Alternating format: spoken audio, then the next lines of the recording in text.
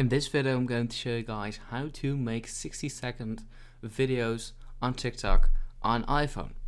That means that it's longer than 15 seconds, like the normal ones. So yeah, it's very quick and easy, so just follow me and let's get started.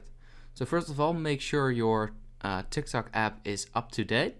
So it is the latest version. For me it says open right here on the App Store, but if you don't have the latest version, it'll say update. So just click on that and it'll update the app. So just go back to TikTok and then just click on the plus icon right here. And at the bottom you can select a few settings like green screen, 15 seconds, 60 seconds and template.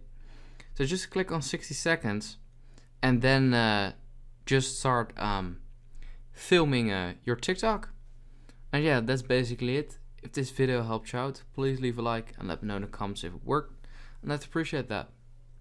If this video helped you out, please consider subscribing so I can grow the largest how-to channel on YouTube. I'd appreciate it.